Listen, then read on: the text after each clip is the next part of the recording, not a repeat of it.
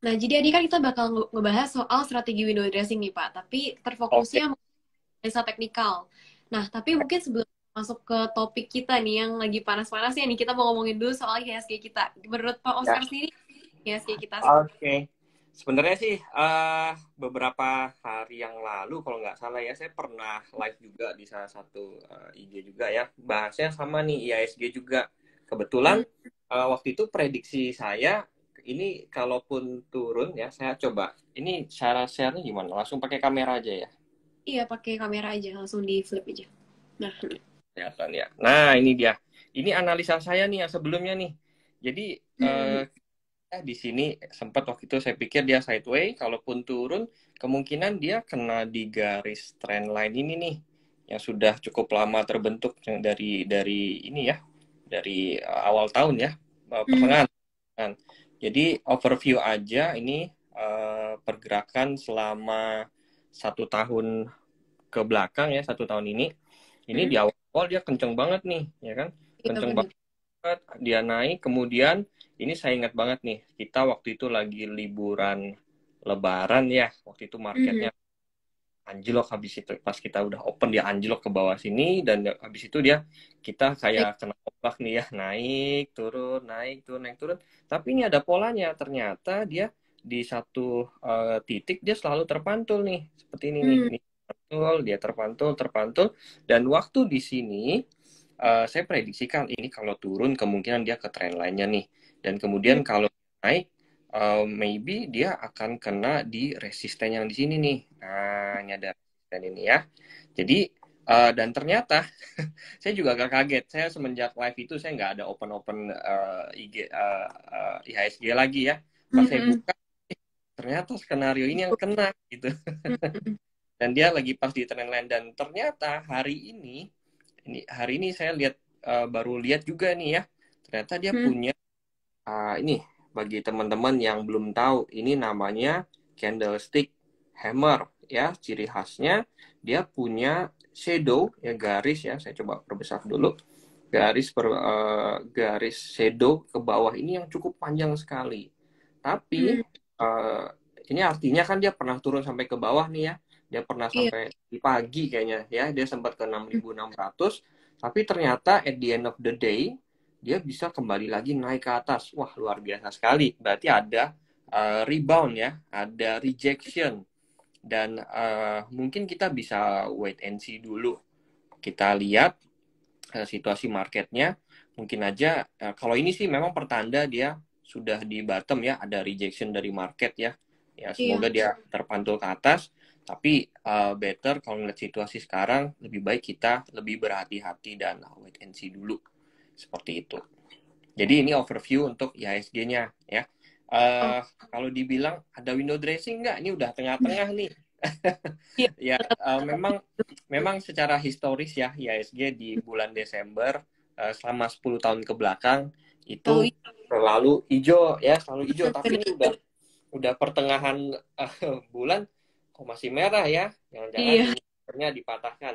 Jadi memang kalau kita lihat itu secara historis ya memang tidak akan selalu mencerminkan keadaan di masa mendatang ya jadi kita nggak tahu pasti apa yang akan terjadi jadi tetap harus berhati-hati ya jangan karena oh Desember saya lebih pede gitu ya buat investasi Hmm, buat trading jadinya malah tidak berhati-hati malah jadi rugi gitu sih iya, ya. benar.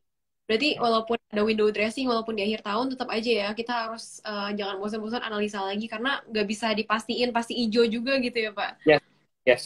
Karena sebenarnya di disiplin manapun ya, entah itu analisa teknikal, analisa fundamental, apapun itu tidak ada yang pasti di market. Ya, jadi kita tidak ada satupun orang yang tahu apa yang pasti akan terjadi ke depan.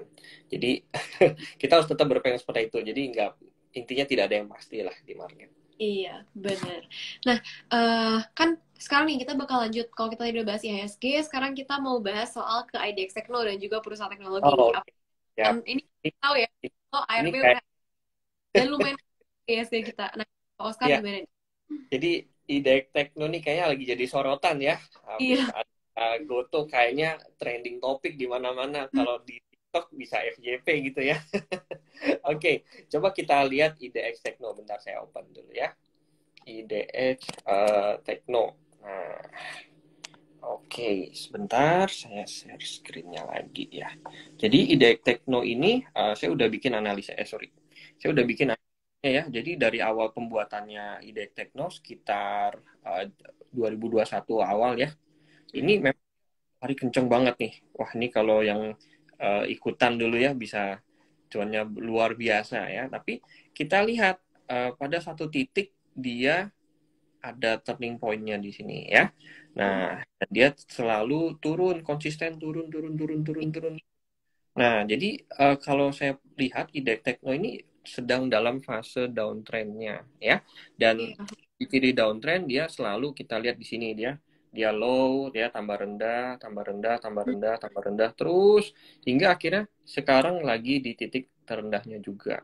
Nah, Oh tapi iya. menariknya dia memang masih bergerak dalam channelnya ini ya. Saya gambarkan channel ya. Ini trendline atas, ini garis channel yang di bawah.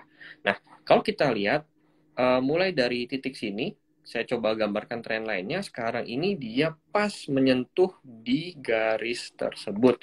Apakah berarti sebuah pembalikan? Ya, memang secara teknikal ketika dia menyentuh trend line-nya seperti ini memang ada kemungkinan, ini saya bicara ada kemungkinan ya, ada kemungkinan dia akan naik seperti ini. Nah, naiknya sampai mana? Nah, kita bisa berpatokan pada trend line yang di sini. Ini saya ngomongnya teknikal banget ya. Jadi kemungkinan dia naiknya sampai sini, kemudian dia bisa terpantul. Ingat, ini masih dalam fase downtrend. Sehingga Iya. kita nggak bisa berharap dia naiknya terlalu tinggi, ya, Hmm. ataupun dia naiknya berlangsung cukup lama. Ya, ciri-ciri downtrend kan, kalau naiknya nggak terlalu tinggi, kalau turunnya dalam banget, ya kan? Kalau secara periode, mungkin naiknya ya naik tapi periodenya lebih singkat ya, lebih rendah dan lebih singkat. Dan juga kalau secara teknikal di sini kita bisa gambarkan ada sebuah resisten ya. Jadi bisa aja dia naik dan terpantul di sini. Tapi kembali lagi ya, kita di market kita nggak akan pernah bisa nebak dalamnya suatu penurunan ya. Jadi memang IDX Tekno mungkin bisa dihindarin dulu ya, dihindarin dulu di masa-masa yang sekarang. Saya coba bahas Goto kali ya. Kalau IDX Tekno nggak lengkap kayaknya nggak bahas Goto. Nah, Goto ini ya. Oke, jadi Goto ini saya sudah menggambarkan sejak Juni ya, Juni 2022 ya. Dia selalu konsisten membentuk ciri-ciri downtrend ya, ada high, low, lower high, lower high, lower high terus sampai ke bawah sini lower high. Dan di sini lower low, terus di sini ya sampai ke sini lower low. Nah, kemarin saya sempat bikin video ya di YouTube Shorts. Nah, di sini saya coba prediksikan Goto ini sampai mana ya turunnya. Mungkin bagi teman-teman bisa cek di YouTube saya ada posting waktu itu Goto. Saya coba cek pakai Fibonacci. Nah, Fibonacci-nya gimana? Kayak gini nih. Nah, sekalian belajar nggak apa-apa ya. Iya, nggak apa-apa. Oke, Yang jadi di sini saya pakai Fibonacci extension ya. Ini trend based Fibonacci extension. Kemudian saya coba lihat ini ada complete swing ya, ada lower high dan lower low. Di sini lower high, lower low-nya kapan? Nggak tahu. Nah, ini yang kita coba pingin tahu. Kita coba analisa pakai Fibonacci. Saya coba klik di sini lower high-nya, kemudian lower low-nya di sini. Nah, kita mau copy tren yang ini nih. Tren yang ini kan complete swing-nya ya. Kita mau copy dan kita berasumsi kalau swing yang sekarang lower low-nya ini juga sama mengikuti tren yang di sini. Jadi saya akan taruh di startnya di mana dari lower high yang terakhir di sini. Dan ketemulah di sini ada dua level yang saya perhatikan yaitu Fibonacci 1 ya. Dan ternyata udah dijebol harga 136 dan Fibonacci 1,618 ini golden rasionya di harga 84 ya. Jadi dia sekarang udah berada udah menuju ya, saya bilang menuju ke target yang di sini ya. Nah, tapi apakah dia pasti menuju sini? Saya disclaimer lagi ya, di market kita tidak bisa tahu secara 100%. Ini hanya sebuah prediksi. Target ini juga hanya sebuah referensi saja, bisa tercapai, bisa tidak tercapai, atau juga bisa tercapai tapi dalam waktu yang kita nggak tahu, atau ya dia nggak tercapai, udah gitu aja. Iya. Nah, yang perlu disorot juga di Goto ini adalah dia jatuhnya terlalu cepat ya, Iya, seperti ini. iya. Jatuhnya cepat sekali. Ya, Mm-mm. kasihan teman-teman yang nyangkut sih sebenarnya. Nah, Mm. mungkin beberapa teman-teman sudah tahu ya, ada yang namanya V-shape recovery. Biasanya kalau jatuhnya terlalu cepat, dia juga akan dengan mudah untuk Man- naiknya cepat ya. Mungkin prediksi saya kalaupun ini terjadi di Goto, dia akan menuju ke resistennya yang di sini. mm. Kira-kira di sini. Nah, jangan berharap balik ke 400. Saya Terus, rasa terlalu terlalu naif juga ya. iya. Jadi lebih baik kita realistis dulu. Ini Goto ya. Mm-mm. Satu lagi boleh?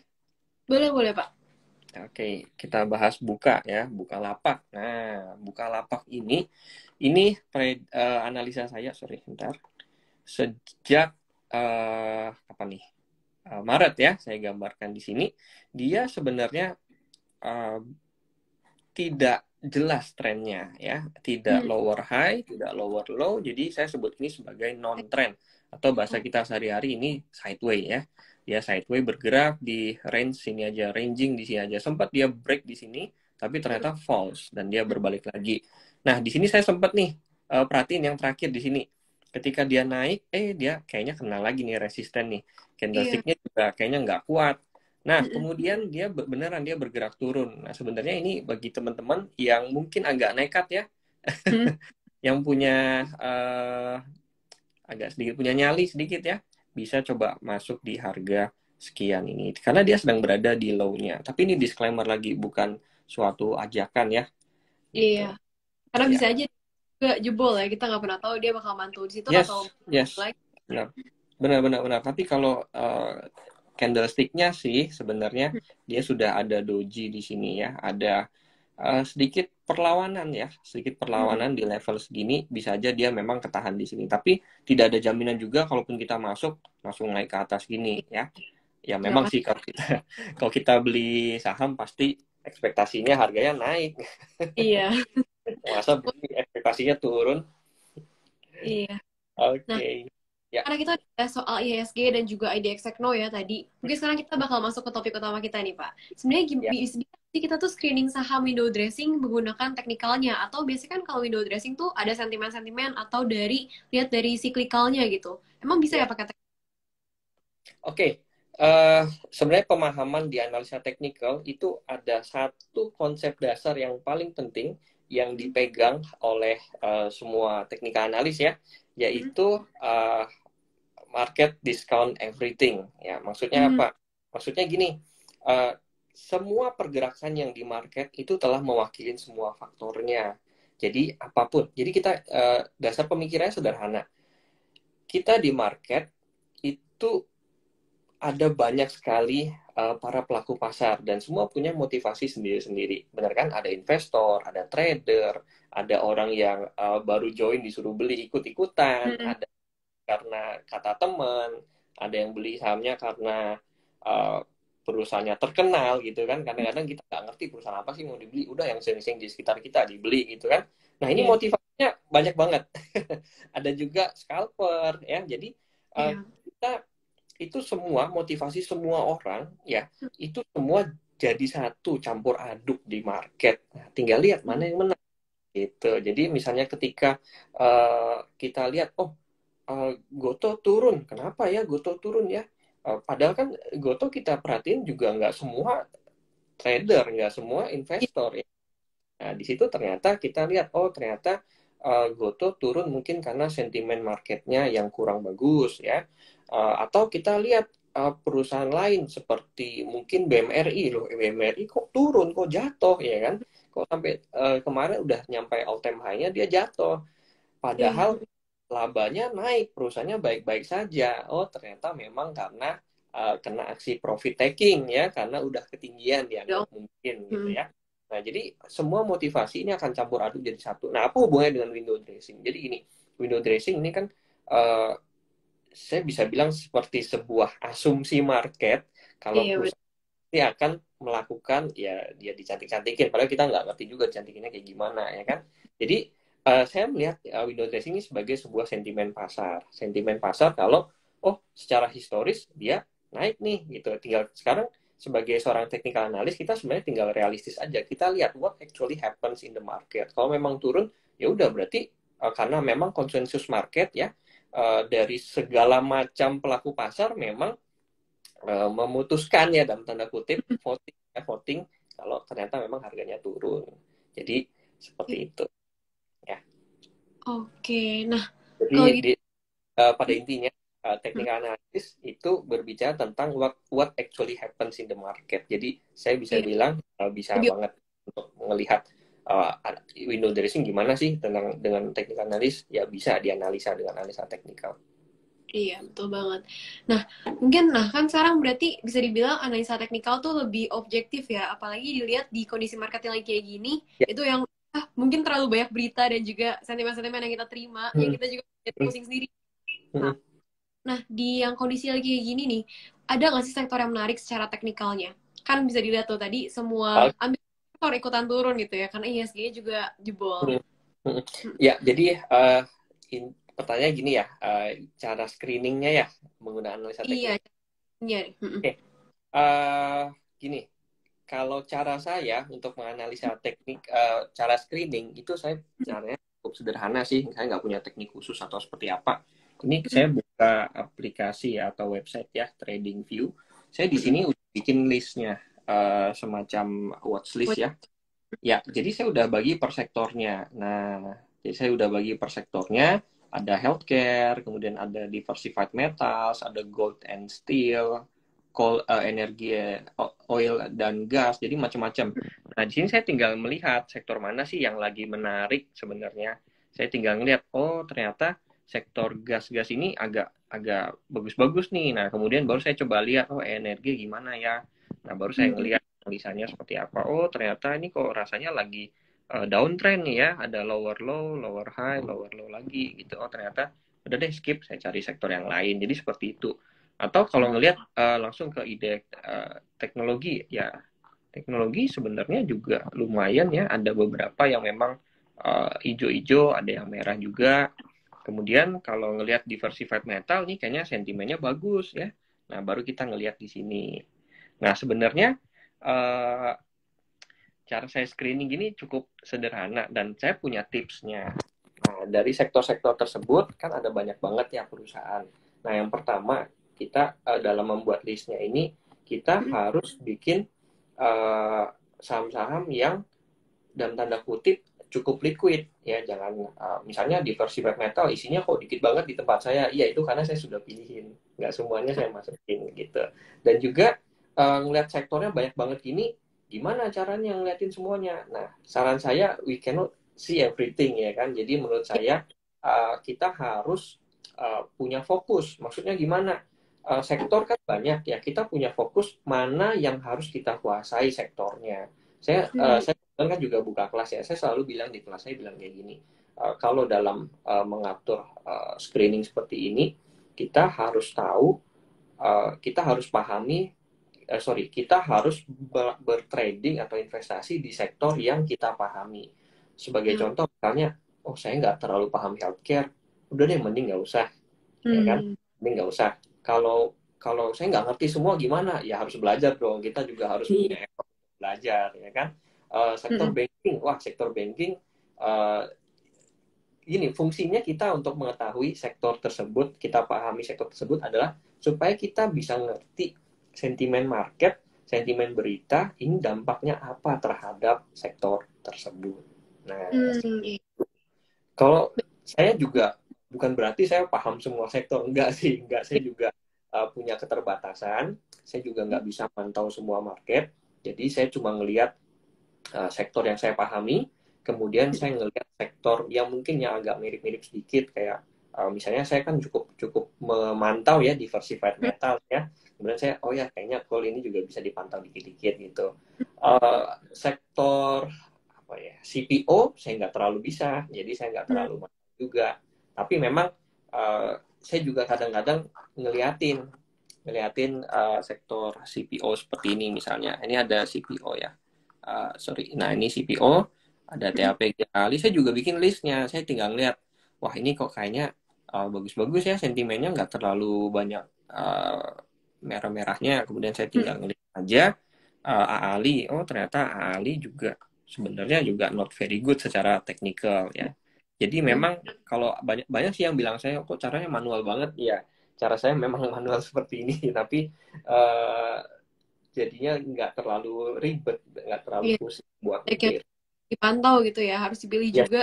Pokoknya yes, intinya screeningnya tuh pertama kita pilih dulu beberapa sektor aja, nggak usah semuanya ya, maksimal saing gitu ya. Yang penting beberapa dan kita pahamin betul sektor itu supaya emang benar-benar paham gitu kita mau beli apa dan nggak cuma asal orang ya.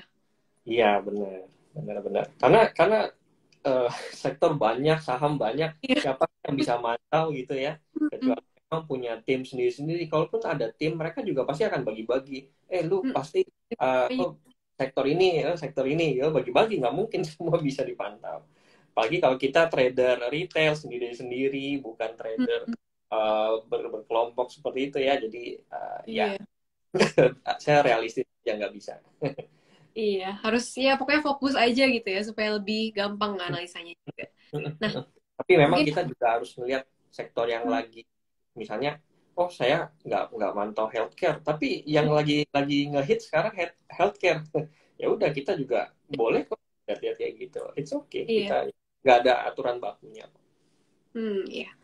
Oke, mungkin kita lanjut ke next question kali ya. Nah, Oke. ini bisa nggak sih analisa teknikal itu dibarengin sama sentimen-sentimen yang ada? Apalagi kayak misalkan kita dapat berita ini nih, kita tuh cek secara teknikalnya dulu dan nggak cuman kemakan berita gitu, atau gimana? Ya, jadi seperti yang saya bilang tadi di awal, memang analisa teknikal itu dasarnya adalah justru ngumpulin semua sentimen dan lihat Hmm, hasilnya seperti apa. Jadi market discount everything ya. Nah, dan hmm, di sini uh, kalau kita lihat, memang kita harus ngelihat per sektornya dan juga langsung lihat analisanya. Jadi seperti itu. Oke, berarti emang harus kayak gitu ya, justru kita dapat berita apa, terus kita cek secara teknikalnya ya, supaya lebih objektif dan kita Benar. tahu kapan harus belinya. Iya, jadi memang harus lebih memfilter ya. Jadi makanya gini, Hmm, kita sebagai seorang trader kita juga harus punya bekal ya. Kayak ibaratnya kayak kita mau mau pergi ke market tuh kayak mau pergi perang, kalau nggak ada bekalnya, mau jadi apa nanti di market gitu ya. Jadi memang saran saya harus memperdalam ya. Saya nggak bilang harus analisa teknikal ya. Sebenarnya analisa teknikal pun itu salah satu senjata. hmm, Boleh kita misalnya mau fundamentalnya fokus ke fundamental, it's okay. Ada yang fokusnya market maker ya, senang dengan bandarmologi, itu salah satu senjata juga menurut saya, not bad, ya kan? Mungkin ada yang senang melihat asing ya, mau suka nggak suka, kita asing itu modalnya besar, bisa mempengaruhi pergerakan saham ya kan? Jadi juga hmm, kita harus bisa juga pakai gitu. Jangan sampai gini, kita nggak ngerti apa-apa, kita terjun di market dan kita ngikutin omongan orang. Nah, itu yang iya. ya, jadi boleh sebenarnya di sosial media, di berbagai banyak rekomendasi-rekomendasi ya udah banyak banget. Itu akan lebih baik kalau kita bisa filter sendiri. Iya. Gitu. Pokoknya intinya kita harus ngerti dulu lah ya, kita mau beli apa, jangan sampai ya ikut-ikutan orang aja gitu, dan jadinya Yes, mau beli apa juga walaupun udah ngertinya harus dapat paham dulu. ikan dari langit ya. Iya, Gimana? Ya, ya, seperti itu. oke. Nah, karena Oke. kita soal, mungkin udah sempet kesenggol-senggol dikit sih soal kesalahan yang biasanya orang-orang lakuin, terutama di analisa sahamnya. Nah, tapi ada nggak sih kesalahan-kesalahan yang biasanya orang lakuin saat mereka tuh analisa saham buat window dressing? Oke. Jadi, sebenarnya menurut saya ya, yang Mm-mm. kesalahan paling umum adalah asumsi kalau window dressing pasti akan naik. Itu udah salah Mm. di awal ya. Jadi kita harus tetap objektif, kita harus tetap melihat kondisi market, apakah memang window dressing ini secara teknikal terbukti, ya kan? Mm-mm. Atau kita bisa lihat Goto aja udah sampai pertengahan bulan masih jatuh-jatuh gini, ya kan? Uh, jadi saya rasa sih memang tetap harus melihat secara objektif. Jangan sampai kita berasumsi ya. Kadang-kadang ada yang bilang gini, mendekati Desember udah harus mulai ngumpulin barang tuh karena Desember pasti naik. Oh, aduh ini udah Iya. salah, udah salah nih. Uh, tetap harus ngelihat apa yang benar-benar what actually happens in the market. Mm, iya. seperti itu. Saya punya saran sedikit, satu aja mungkin kali ya. Kalau kondisi market lagi bearish seperti ini ya, lagi merah-merah kayak gini, hindari buy on breakout ya. Meskipun beberapa saham memang ada yang breakout seperti itu lebih harus lebih berhati-hati ya pada intinya, karena sentimen market seperti ini itu kebanyakan mendorong orang untuk segera cepat-cepat untuk merealisasikan profitnya. Istilahnya apa ya, YPC ya, yang penting cuan jual, yang penting cuan jual, nanti takutnya udah naik dibiarin tahu-tahu turun. Nah gitu. Jadi buy on breakout it's not favorable. Terus gimana dong ya? Ya sekarang saatnya kita nyari yang lagi di weakness, yang ada lagi di titik-titik lemah.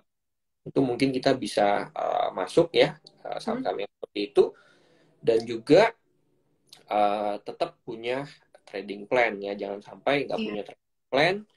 Trading plan itu seperti apa? Nah, trading plan itu sebenarnya kita tahu mau beli di mana, kita tahu mau jual di mana, kita tahu kalau ketika dia market bergerak di luar ekspektasi kita, dia cut loss-nya di mana. Benar, jangan sampai saya udah sering banget dapat banyak DM, banyak Telegram tanya, kok saya udah beli saham di sini tapi turun, terus gimana dong? Waduh, ini pasti nggak punya trading plan. Nah ini salah satu contoh ya, ketika sahamnya turun bingung mau ngapain, ya kan, bengong.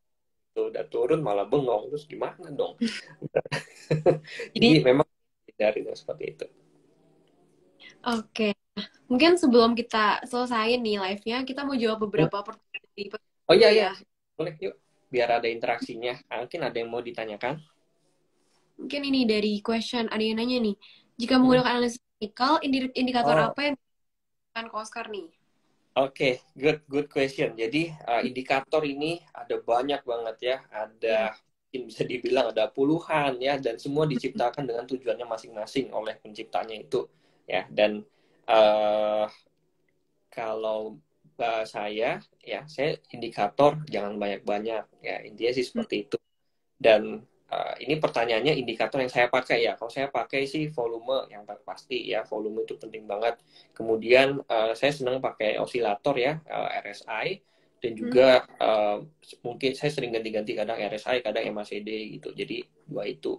Nah, tapi perlu saya tekankan di sini, kalau indikator ya itu nggak semua orang cocok ya, nggak semua orang cocok. Jadi memang harus dicoba. Ya, saya coba pakai ini dulu, cocok nggak? Saya sendiri dalam menemukan indikator yang saya pakai itu, saya udah bergunakan bermacam-macam. Saya coba pakai Bollinger Band, nggak cocok. Saya coba pakai kalau di TradingView ada namanya Super Trend, itu juga saya pakai. Saya sempat pakai itu juga. Kemudian saya pakai juga stokastik slow. Saya pakai, tapi saya cocok. Kemudian moving average, saya pakai EMA, pakai MA, saya cobain semua satu-satu. Hingga akhirnya saya cocoknya pakai RSI dan MACD ya, salah satu aja, nggak usah dua-duanya. Dan juga yang pasti volume ya. Kadang-kadang kita ini nggak ngeliatin volume, ada volume itu penting banget. Penting banget. Ya. Kalau mau tahu seberapa penting volume, coba bayangkan kita sedang milih presiden, tapi yang milih cuma 10% dari warga. Waduh, valid nggak presidennya kira-kira? Ya, jadi kalau kita ngeliat saham harganya naik tinggi tapi volumenya kecil, wah ini kenaikan di voting sama sedikit orang gitu. Jadi kenaikannya valid gitu. Tapi kalau kenaikannya didukung sama volume, wah ini luar biasa sekali ya kan? Iya, jadi berarti valid. Berarti valid, yes, valid, dan ada kemungkinan bisa naik lagi. Oke, mungkin bisa menjawab ya pertanyaan jawaban tadi ya. Iya, semoga menjawab ya buat Kak Erika. Nah, mungkin kita pertanyaan lagi nih ya. Mungkin sekalian buat closing. Nah, menurut Kak Oscar sendiri gimana sih saham di tahun 2023? Oke, resolusi saham di 2023 ya. Mungkin disclaimer ya, kalau saya tetap banking believer ya. Jadi saya juga saya juga investasi lah lebih tepatnya untuk di banking. Kalau untuk trading mungkin sekarang bankingnya kurang begitu bagus buat di entry. Bukan banknya nggak bagus, kurang begitu bagus buat di entry ya. Sudah naiknya cukup tinggi, ada peluang turunnya cukup besar juga. Tapi kita sekali lagi di analisa teknikal sorry, di market ya, di market itu tidak ada yang tahu tingginya langit juga ya. Kalau naik Iya. tinggi banget bisa tetap naik. Jadi bukan berarti tidak bisa di entry. Jadi mungkin kalau bagi teman-teman yang mau coba analisa, coba lihat ketika dia lagi turun-turunnya ya. Lagi turun mungkin gini, kalau ketika saham itu uptrend, Hmm. tentu saja namanya uptrend itu juga ada sedikit koreksi normal, ya kan? Iya. Nah, ketika koreksi normal itulah saat yang tepat buat entry gitu. Nah, selain banking, menurut saya sih sektor mining ya, mining terutama yang berhubungan dengan nikel itu kayaknya lagi bagus-bagus juga ya. Uh, Kalau batu bara mungkin sentimennya mungkin agak sedikit berkurang ya. Tapi Hmm. tapi kita juga lihat ada China ini juga opening ya, reopening ini juga jadi menurut saya Sentimen. ya, tapi jadi pedang bermata dua juga sebenarnya. Iya. Kenapa? Karena selama China tutup itu Hmm. banyak capital inflow ke Indonesia yang Hmm. menyebabkan harga saham juga banyak yang naik. Tapi ketika sebaliknya China open, wah ini capital outflow jadinya ya, banyak yang Hmm. keluar masuk lagi ke China. Tapi dari sisi yang lain, perusahaan China jadi open, kita juga kebagian ya, karena Iya. Indonesia kalau nggak salah sekitar 22% ekspornya ke China juga. Oke. Jadi gitu. Oke. Mungkin itu kali ya buat transaksi saham di 2023 ya. Ya, tapi Tuh. disclaimer ya, sendiri juga Iya, kita kayak juga tidak bisa tahu persis. yang disebutin hari ini dibeli semua ya.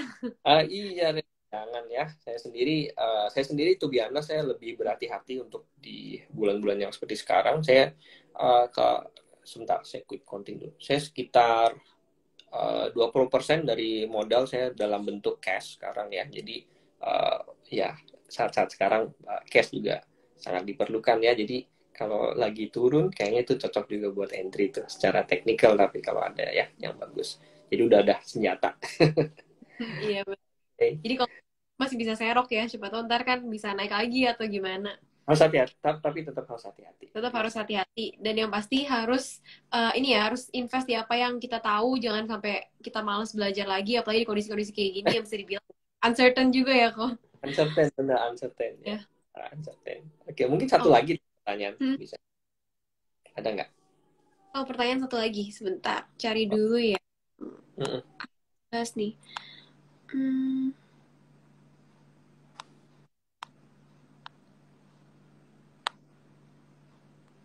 mungkin ini kali ya. Kalau bahas emiten gimana nih kok? Boleh nggak? Boleh deh, boleh deh. Kami Telkom. tanggapannya. Nah, Oke, ini akhir ya. okay, Telkom dan Telkom. mana? Telkom dan ASI. Oke, saya kemarin kebetulan lagi bahas Telkom dan juga ASI ya. Saya buka dulu. Oke, Telkom. Nah, ini dia. Telkom, sorry, nggak kelihatan. Nah, Nah, oke. ini agak secara teknikal sih agak ngeri sih sebenarnya karena Iya, dia bagi teman-teman yang sudah mengenali ini ada pattern double tops ya. iya, Ini kayak gunung yang kita gambar waktu kecil nggak sih? Ada iya, matahari di tengah. hari. Dan dia kemarin sudah sempat jatuh ya. Nah, di sini Hmm. jatuh ya cukup dalam dan sorry nggak kelihatan ya. Ini secara teknikal targetnya ada di 3.200-an ya. Oh, Tapi oke. disclaimer ini saya juga nggak tahu kapan dia akan tercapai ya. Dan juga apakah pasti tercapai saya juga nggak tahu. Ini hanya prediksi saja di 3.200-an. Mungkin kalau teman-teman yang ngerti fundamental bisa dihitungin deh nilai wajarnya di mana. Ya saya juga nggak terlalu paham fundamental. Jadi di sini kita lihat ketika dia jatuh ini ada ini candlestick reversal nih, Hmm. reversal yang menyatakan kalau ini bisa naik lagi, tapi agak sedikit ngeri juga ya kalau memang kita bikin supportnya di sini ya. Ini bisa aja dia naik tapi sampai sini dulu target awalnya ya, tapi bisa aja ini cuma kenaikan sementara ya, impulsif Iya. aja. Karena gini, ketika saham jatuh itu pasti ada yang mikir, wah kesempatan serok nih ya kan. Nah kalau itu namanya buy secara impulsif, dan ketika market seperti itu bisa jadi dia hanya sementara saja, kemudian dia bisa turun lagi ke sini ya. Hmm. Sementara base supportnya sih ada di 3.600-an ya. Iya. 3.600. Jadi saya juga nggak tahu, mungkin aja dia bergerak secara ranging di sini Mm-mm. atau dia bisa naik ke atas ya. Ya, Iya. Telkom nih saya juga nggak ngerti, mungkin sentimennya ketarik sama Goto kali ya. Iya, karena ada invest di Goto ya. Yes, terus ada nanya ASII ya, ASII ntar saya bukain. ASII sebenarnya dia konglomerat ya, jadi dia keseret Goto tapi dia masih punya yang lain. Iya, bener. Ya, ASII. Nah ini dia. ASII ini sebenarnya, wah sebentar kegedeannya kayaknya. Saya sempat gambarkan ada sebuah pattern ya, Mm-mm. seperti ini nih. Ini namanya triangle ya. Dan Iya. dia, saya sempat prediksikan di sini dia lagi di titik lemah. Kemungkinan kalau dia bisa terpantul dia akan naik hingga ke level ini. Tapi ternyata market bergerak di luar ekspektasi saya dan dia jatuh ke bawah ya. Dan dia officially sudah nembus di level supportnya ini ya. Ini ya. Hmm. Dan candle yang terakhir ini candle apa ya, spinning bottom ya namanya kalau nggak salah. Jadi ini masih market indecision ya, marketnya ragu. Jadi ini agak sedikit riskan ya. Hmm. Iya. Naik supportnya mungkin kita bisa lihat di sini. Ini ada support yang cukup, sorry nggak kelihatannya. Nah ini support yang ada the best support, next supportnya ada di sini. Hmm. Kembali lagi, kalau untuk ASI dan Telkom, saya sih outlook saya lebih ke wait and see dulu. Iya. Mm. Ya, Karena nggak jadi ada sentimen bilang dia rebound juga ya atau rebound gitu. uh, yes maybe. Beli. ASI sebenarnya banyak banget karena dia, kita lihat dia ada WNTR. WNTR kan kita lihat juga dia baru akuisisi tambang nikel ya kan. Kemudian dia juga dia baru launching mobil baru, juga sentimen bagus juga buat ICE. Sebenarnya banyak sekali.